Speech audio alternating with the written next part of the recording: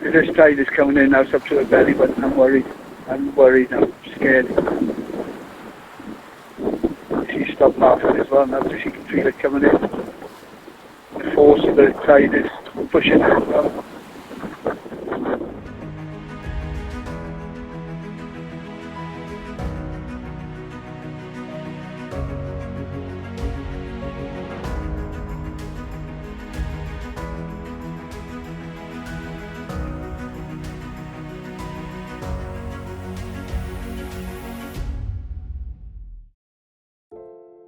You know, she's my best friend, known her for over 40 years. We've been through a lot together.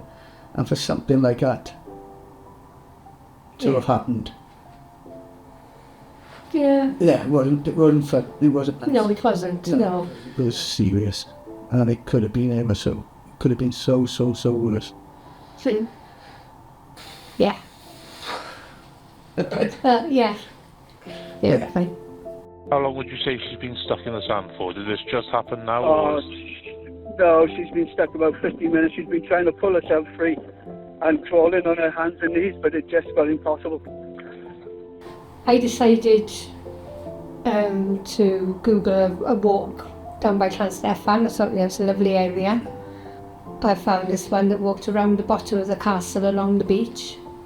It was a little bit breezy, but we thought, no, we can do this. So we kept walking and walking. And then it all happened.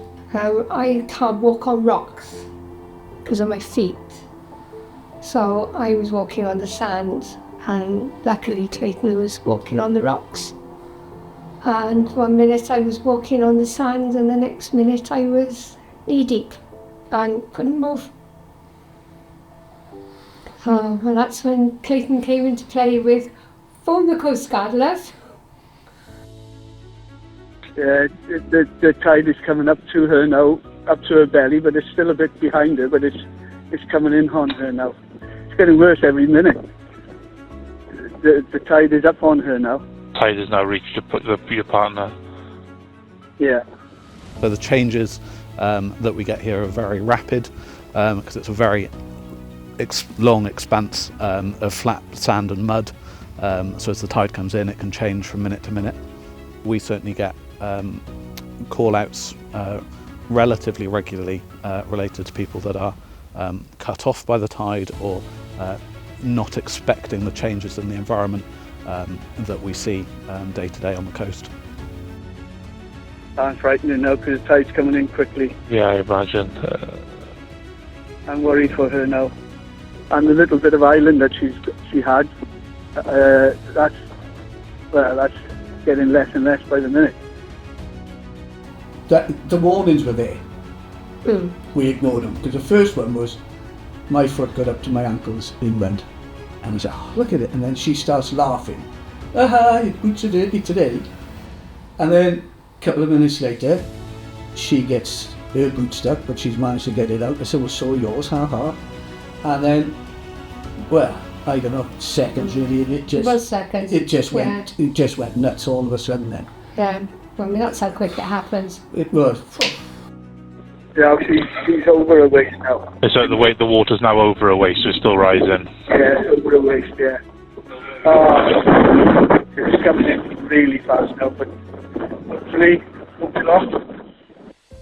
In the time it took us to get from our station, which is probably a 10-minute drive or 5-minute drive from here over the beach, the casualty had gone from reported having the water around their waist to when I was in the water rescuing her, it was up around her chest.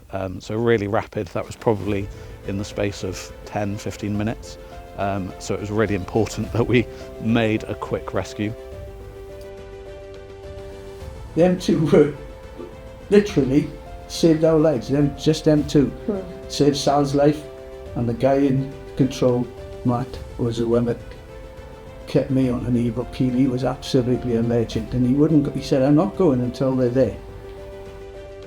I suppose the severity of it never really hit home until I first saw her in the water.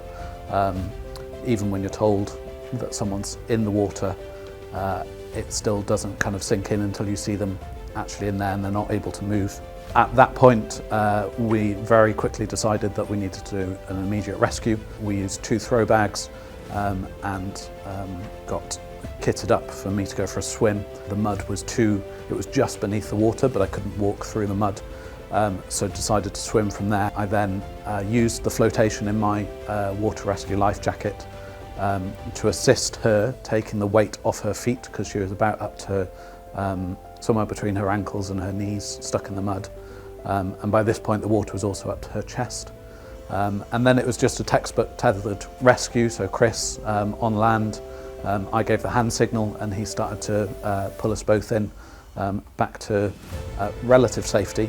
I say relative because the tide was still coming in and we still needed to get off the rocks. So the tide is right in now, it's slapping up against the rocks. There's only one way out. Madam's got to walk across the rocks.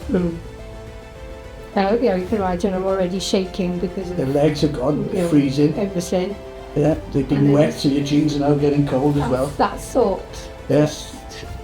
And Yeah, again, and I was literally walking wherever Gwyn walked, I walked. yeah, he said, Yeah, just follow because me. If the path is it's fine for fine. me, it'll be fine for you.